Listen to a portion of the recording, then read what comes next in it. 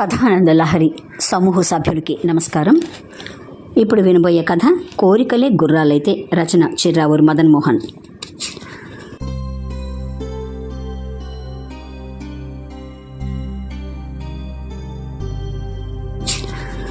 వరకట్నం తీసుకోవటం మా ఇంటా వంట లేని ఆచారం అని కట్నం తీసుకోకుండా పెళ్లి చేసుకున్నారు వరప్రసాదరావు. భార్య వద్దంటున్న మేనరికాన్ని వదిలిపెట్టి ఇతనికే తన కూతురునిచ్చి పెళ్లి చేశాడు రాఘవరావు. ఇంత మంచి అల్లుడు దొరికినందుకు పెళ్లి పందిట్లో అందరూ అతని అదృష్టాన్ని అసూయతో ప్రశంసించారు. పెళ్ళే సరిగ్గా 4 నెలలు కూడా కాలేదు. అప్పుడే అమ్మాయి చేత ఉత్తరం రాయించాడు. చిచి, వీళ్ళు మనుషులేనా? డిగ్రీల వెనకాల తన సంస్కారాలు దాచుకుని ఎదుటివారిని దోచుకునే రకం. ఎందుకు అంతవరకు అల్లుడి మీద ఉన్న గౌరవం పోయి అసహించుకున్నాడు రాఘవరావు. కాళ్ళు కడిగి కన్యాదానం చేసిన రోజు అల్లును చూసి ఎంతో గర్వపడ్డాడు. కానీ ఈరోజు అటువంటి వాడి కాళ్ళు నలుగురిలో పట్టుకున్నందుకు కలవరపడ్డాడు. కృత్రిమ మనుషులు, కృత్రిమ జీవితాలు. ఎక్కడ్నుంచండి ఉత్తరం? ఎవరు రాశారు? వంటింట్లోపల నుంచి బయటకు వచ్చిన శాంతమ్మ భర్తను అడిగింది. ఇంకెవరి దగ్గర నుంచి? నీ కూతురు దగ్గర నుంచే. వాడే, అల్లుడే రాయించాడు, చదువుకో అని చేతిలోని ఆ ఇన్లైన్ లెటర్ను అక్కడున్న టీపాయ్ మీద పెట్టాడు రాఘవరావు. ఏమిటిది? అల్లుడు గారిని వాడు వీడు అని ఏకవచనంలో సంబోధిస్తున్నారు. ఎవరన్నా వింటే పరువు పోతుంది. కాస్త మెల్లిగా మాట్లాడండి. భర్తను కొంచెం అదుపులోకి తేవటానికి ప్రయత్నించింది శాంతమ్మ. తన తమ్ముడితో కూతురికి పెళ్లి చేయలేదన్న బాధ ఉన్నా అల్లుడిని, అతని ఆప్యాయతని, ఆదర్శాలను చూసిన శాంతమ్మ ఇప్పుడు ఆ అల్లుడంటే ఇష్టం ఏర్పరచుకుంది. టీపాయ్ మీద ఉత్తరం తెరిచి చదివింది శాంతమ్మ. సారాంశం ఇది. అల్లుడు గారి ఊరైన వరంగల్లో ఎండలు ఎక్కువగా ఉన్నాయి. పాలు తొందరగా విరిగిపోతున్నాయి. కూరగాయలు వాడిపోతున్నాయి. వెంటనే ఒక ఫ్రిడ్జ్ కావాలను. అమ్మకు మా నమస్కారాలు. ఇట్లు నీ ప్రేమైన కూతురు వసంత. ఉత్తరం చదివిన శాంతమ్మ చిరునవ్వు నవ్వుతూ, న్యాయమైన కోరికే. అసలు అల్లుడు కాని కట్నం, పైసా లాంఛనాలు తీసుకోకుండా మన అమ్మాయిని పెళ్లి చేసుకున్నాడు. అతనికి ఆ మాత్రం ఒక ఫ్రిడ్జ్ కొనిస్తే మన సొమ్మేం తరగదు. అదేదో వెంటనే ఏర్పాటు చేయండి అని మంజూరు చేసింది ఆ మహాతల్లి. అది కాదోయ్, ఆ మాత్రం దానికి ఆనాడు అంత పోసినందుకు కొట్టాడు. నాకున్న ఆస్తి, నా చదువు, లెక్చరర్ ఉద్యోగం, నా మోపెడ్ బండి, నా భార్యకు నేను తృప్తిగా రోజుకి ఎన్నిసార్లైనా భోజనం పెట్టగలను. అది ఇది అని ఆ బోర్డు లెక్చర్లు ఎందుకంట? ఏమండోయ్, ఒక్కసారి కొంచెం 40 సంవత్సరాలు వెనక వెళదామా? మా నాన్న మన పెళ్ళి ఎంత గొప్పగా చేశాడు. 5 రోజుల పెళ్ళి, ఆడబడుచుల కట్నాలు, ఇకపోతే తర్వాత తమకు సమర్పించుకున్నది, ఆ పైన మీ అమ్మా నాన్నలకు ముట్ట చెప్పవలసింది. అంతా అయినా అలకపాన్ మీద బోడి అలారం టైం పీస్ ఇవ్వలేదని ఎంత రాద్ధాంతం చేశారు మీరు. కాస్త సింహావలోకనం చేసుకుని చూడండి, తప్పులేదు. మెత్తగా అన్న ఆమె మాటలో దెప్పి పొడుపు కనిపించింది రాఘవరావుకు. ఇక ఆ టాపిక్ని అలా పెంచితే తన ఇమేజ్ డ్యామేజ్ అయ్యే ప్రమాదం ఉందని గ్రహించిన రాఘవరావు వెంటనే బ్యాంకుకి వెళ్ళి ఓ డీడీ తీసి కూతురికి పంపాడు. ఆఫీస్ నుండి ఆ రోజు ఇంటికి ఆలస్యంగా వచ్చాడు ఆనందరావు. అతని ముఖంలో అలసట కన్నా అసహనం ఎక్కువగా కనపడుతోంది. అతని భార్య సావిత్రికి బాత్రూమ్ నుంచి బయటకు వస్తున్న భర్తకు ప్లేట్లో పకోడీలు, కప్పులో కాఫీతో ఎదురెళ్లి స్వాగతం పలికింది.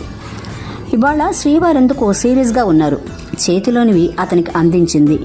అవి అందుకుని అక్కడున్న టేబుల్ మీద పెట్టాడు ఆనందరావు. పొద్దుటి నుంచి 3-4 సార్లు చదివి విసిగిపోయిన ఆ ఇన్లైన్ లెటర్ జేబులోంచి తీసి భార్యకిచ్చాడు. ప్రేమైన పెద్దన్నయ్యకు, మీ బావగారు కాలేజీకి వెళ్ళాక నాకు భలే బోర్ కొడుతోంది. ఇక్కడ వరంగల్లో కేబుల్ టీవీలు మొదలయ్యాయి. అన్ని ఛానల్స్ వస్తున్నాయి. దయచేసి నాకు ఒక కలర్ టీవీ కొనివు. దయచేసి ఈ విషయం మన అమ్మ నాన్నకు, చిన్నన్నయ్యకు తెలియనీకు. మా వారి గురించి ఏవైనా అనుకుంటారు. తప్పక అరేంజ్ చేస్తావు కదూ. వదినకు నా నమస్కారాలు. ఇట్లు నీ ప్రేమైన చెల్లి వసంత. ఇంకే రక్త సంబంధం. సినిమాలో సావిత్రి అడిగితే ఎన్టీఆర్ కాదంటాడా? అలాగే ఆ చెల్లెలు అడగటం, ఈ అన్న లేదనటం కూడానా? ఎలాగో బోనస్ రాబోతోంది కదా, దాన్ని ఇలాగైనా సద్వినియోగం చేయండి. దేవుడి దయ వల్ల మనకింత ఉంది. పాపం మీ చెల్లెలకే కట్నం కానుకలు వద్దనగాని బోల్తా పడ్డారు మా అమ్మ నాన్నలు. అదేదో వరగబెడతాడనుకుంటే ఇప్పుడు చెల్లెల్ని అడ్డం పెట్టుకుని కలర్ టీవీకి టెండర్ పెట్టాడు. వీళ్ళు మనుషులేనా? చెప్పేదొకటి చేసేదొకటి. ఇదిగో అదే అనవసరంగా నోరు పారేసుకోకండి. ఆ మాత్రం వాళ్ళు అడగకూడదా? మీరు చేయకూడదా? అయినా ఆయనకి టీవీ కావాలని ఉంటే ఆ రోజే మిమ్మల్ని పెళ్లికి ముందే నిలదీసి అడగొచ్చు కదా. ఎందుకు అడగలేదు? మంచివాడు కాబట్టి. నాన్సెన్స్. ఆ రోజు వాళ్ళ ఊళ్ళో కేబుల్ టీవీ లేవు. ఇప్పుడు అవన్నీ వచ్చాయి కాబట్టి వెంటనే కావాలి. నా చెల్లెలకి ఇంట్లో ఒంటరిగా బోర్ కొట్టడం ఒక సాకు. వీళ్ళంతా లెక్చరర్లు. ఇంకా వీళ్ళ పిల్లలకి ఏం చదువు చెప్పి ఏడుస్తారు? ఇదిగో మళ్ళీ మాటలు పారేసుకుంటున్నారు. మీ వల్ల కాదంటే చెప్పండి, ఆ డబ్బేదో నేనే ఏర్పాటు చేస్తాను. మన పెళ్లిలో మీ కట్నానికి, లాంఛనాలకి, ఆడపడుచు కట్నానికి ఎంత ఖర్చు పెట్టాడు మా డాడీ? నా పేరు మీద 2 లక్షలు ఫిక్స్డ్ డిపాజిట్ చేసి ఈ ఇల్లు కూడా కొనిచ్చారు. పాపం మీరు మీ చెల్లెలకి ఇంతవరకు ఏం చేశారు? ఆ టీవీ అయినా కొనివ్వండి మహాశయ. అది కాదు సావిత్రి, ఈ నెల నాకు బోనస్ వస్తుందని మా బావకు బాగా తెలుసు. అందుకే మా చెల్లెలకి ప్రెషర్ ఇచ్చి ఈ ఉత్తరం రాయించాడు. కలర్ టీవీ కొనివ్వడం పెద్ద ప్రశ్న కాదు. ఆ డొంక తిరుగుడు వ్యవహారమే నాకు నచ్చల. రేపే వెళ్ళి డీడీ తీసి పంపిస్తాలే. అది మా మంచి శ్రీవారంటే అన్న సావిత్రి కాంప్లిమెంట్స్ విని ఆనందంతో పరవశించిపోయాడు ఆనందరావు. వసంత ఇంటికొచ్చి వారం రోజులైనా అందరితోనూ ముభావంగానే ఉంది. కానీ ఇదివరకటిలా కలిసిపోవటంలా ఏదో బాధ ఆమెను లోపల దహిస్తున్నట్టు ఫీల్ అవుతున్నదని ఆమె తల్లిదండ్రులు, అన్నయ్యలు, వదినలు గ్రహించడానికి ఎక్కువ రోజులు పట్టలేదు. విడి సంసారం, మొగుడు పెళ్లాలన్న తర్వాత ఇవి సహజం అని మొదట్లో చూసి చూడనట్టున్న రాఘవరావు ఇక లాభం లేదని రంగంలోకి దిగాడు. అది కదమ్మా, పండగకి నాతో తప్పక వస్తానన్న అల్లుడు గారు ఇప్పుడు ఎందుకు రారట? నిన్ను మాత్రం ఇలా విడిగా పంపిస్తే ఏమిటి అర్థం? ఏవైనా సమస్యలుంటే నేరుగా వచ్చి పరిష్కరించుకోవాలి, కానీ ఇలా ఆడవారి మీద, అత్తమామల మీద ఈ వరుస నాకేం నచ్చలేదమ్మా. అతనికి మేమేం తక్కువ చేశామని? పెళ్లిలో కట్నం వద్దన్నాడంటే ఎంతో సంతోషించాం. దానికి బదులుగా ఈ 2 సంవత్సరాలలో ఏదో ఒక సాకుతో టీవీ అని, ఫ్రిడ్జ్ అని, ఏసీ అని మా దగ్గర నుంచి ఎంతో గుంజాడు.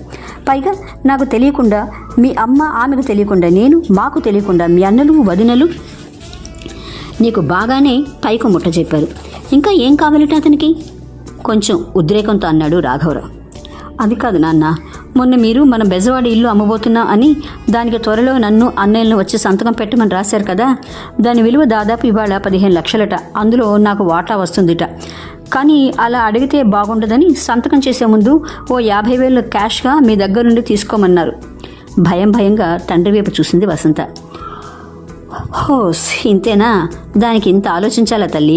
తప్పకుండా. నువ్వు కాక ఇంకెవరున్నారు మాకు? ఇంటి ఆడపడుచు పసుపు కుంకుమ కింద ఇచ్చామనుకుంటాం. దానికి పోయి అల్లుడు గారు పండక్కి రాకపోవటం ఏం బాలేదమ్మా. ఆయనకి ఇవాళే ఉత్తరం రాస్తాను. భారం తీరిన సంతోషంతో సోఫా నుంచి లేచాడు రాఘవరావు. అందరూ తృప్తిగా ఊపిరి వదిలారు. వారం రోజులుగా కూతురు సాధించిన మూగునోముకు ఓ ఫలితం దక్కిందని సంతోషపడ్డారు ఆ కుటుంబ సభ్యులు. మళ్ళీ మొదలుపెట్టింది వసంత. ఆయన మోపెడ్ పాతదైంది కదా, దాని మీద రోజు కాలేజీకి వెళ్ళడానికి ఆయనకు నామోషిగా ఉందిట. అందుకని ఓ మారుతి కారు కావాలంటున్నారు. త్వరలో ఆయన ప్రొఫెసర్ కూడా కాబోతున్నారు. ఈ విషయం మీతో స్వయంగా చెప్పలేక నన్ను పంపించారు. బహుశా ఆ కారు కొనకపోతే నేను ఆ ఇంటికి తిరిగి వెళ్ళలేనేమో. అంతటి చలాకి పిల్ల కళ్ళల్లో మొదటిసారి కన్నీరును చూశారు ఆ కుటుంబ సభ్యులు. అందరూ వసంత మాటలను ఆశ్చర్యంగా వింటున్నారు. ఏదో సినిమాలో అత్తమామలు కోడంట్రికం పెట్టినట్టు ఈ అల్లుడు ఒక్కడే అమ్మాయిని అడ్డం పెట్టుకుని ఇంత అఘాయిత్యానికి పాల్పడతాడా? అంత కలికాలం. రాఘవరావు బాధపడ్డాడు. అన్నల ఆగ్రహానికి అంతులేదు. కట్నం లేకుండా పెళ్లి అని ఆ రోజు సంబరపడ్డారే, ఇవాళేమైందో చూడండి. ఇది ఇంతటితో ఆగదు. ఈ గొంతెమ్మ కోరికలకు ఒక అంతు ఉండదు. హాయిగా మన చిన్న మామయ్యకి దీన్ని పెళ్లి చేస్తుంటే ఏ ప్రాబ్లం లేకుండా ఉండేది. సరే అమ్మా, అలాగే కానిద్దాం. రేపే వెళ్ళి కారు బుక్ చేస్తా. ఈరోజే అల్లుడు గారిని సమాధానపరిచి పండక్కి రమ్మని ఉత్తరం రాయ్ అని ఆప్యాయంగా వసంత తలను చేత్తో నిమిరాడు. అందరూ తమ తమ గదులకు వెళ్లారు. రాఘవరావు చెప్పిన మాటల్ని, చేతల్ని విన్నారు, చూశారే కానీ ఆడపిల్ల కన్న తండ్రిగా ఆ సమయంలో అతని హృదయం ఎంత క్షోభ చెందిందో ఆ ఇంటివారు ఎవరూ గ్రహించలేదు. కానీ శాంతమ్మ మౌనంగా తన భర్త హృదయాగ్ని ఘోషను వింటూనే ఉంది. ఆ మౌనాన్ని ఛేదిస్తూ సార్ పోస్ట్ అంటూ వచ్చాడు పోస్ట్మ్యాన్. పోస్ట్మ్యాన్ ఇచ్చే ఉత్తరాన్ని అటు ఇటు తిప్పి చూస్తున్నాడు రాఘవరావు. ఎవరి దగ్గర నుండండి ఉత్తరం? అడిగింది భార్య శాంతమ్మ. ఇంకెవరు? ఆ బ్లాక్ మెయిలర్ దగ్గర నుంచే, అదే నీ అల్లుడు.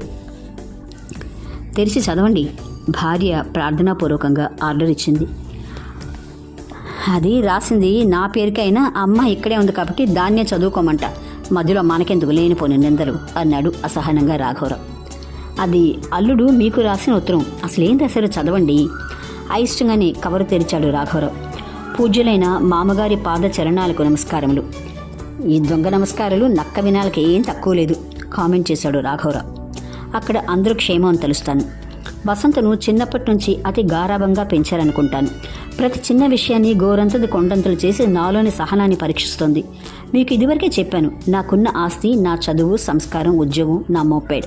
కానీ అవి మాత్రం మీ కూతురికి సరిపోలేదు. అనవసరంగా ఇరుగు పొరుగు వారితో పోటీపడి టీవీ, ఫ్రిడ్జ్, ఏసీ ఇలా ఎన్నో అనవసరపు సామాన్లు కొని దుబారా ఖర్చులు చేసింది. ఆమె మీద ప్రేమతో నాకు తెలియకుండా మీరు ఆమెకు డబ్బు పంపి ఆమెను పాడు చేశారు, నన్ను అవమానపరిచారు. నాకు తెలియకుండా ఆమె ఈ 2 సంవత్సరాలలో ఇక్కడ దాదాపు 40-50 వేలు అప్పు చేసిందని నాకు ఈ మధ్య తెలిసింది. ఇప్పుడు వసంత ఇక్కడ లేడీస్ క్లబ్ ప్రెసిడెంట్. ఆ ఎలక్షన్లకు ఎంత ఖర్చు పెట్టిందో ఇంకా లెక్క తెలీదు. మొన్ననే ప్రావిడెంట్ ఫండ్ లోన్ వేసి ఆమె చేసిన అప్పులు తీర్చేశాను. అన్నిటికన్నా దారుణమైన విషయం, మొన్న లేడీస్ క్లబ్లో మా ప్రిన్సిపాల్ గారి భార్య అంబాసిడర్ కారులో వస్తే నెల రోజుల్లో తను మారుతి కారు కొంటానని అందరి ముందు సవాలు చేసిందట. ఆమెలోని కాంప్లెక్స్ ఆమెను ఒక మానసిక రోగిగా మారుస్తుందేమోనని నా భయం. ఒకవేళ తను ఏదైనా సాకుతో మిమ్మల్ని కారు గురించి అడిగితే మంచి మాటలు చెప్పి పండగ పూర్తిగానే ఊరికి పంపించండి. నాకున్న ఆస్తి నా సంస్కారం, దాన్ని మీ డబ్బుతోనూ మీ అమ్మాయి పట్ల అర్థం లేని గారావంతోనూ దెబ్బతీయకండి. అత్తగారికి నమస్కారాలు. అందరికీ నా పండగ శుభాకాంక్షలు. ఇట్లు మీ పుత్ర సమానమైన అల్లుడు వరప్రసాద్. షాక్ తిన్న ముఖంతో ఉత్తరాన్ని భార్య చేతికిచ్చాడు రాఘవరావు. కోరికలే గుర్రాలైతే రచన చిర్రావూరు మదన్ మోహన్.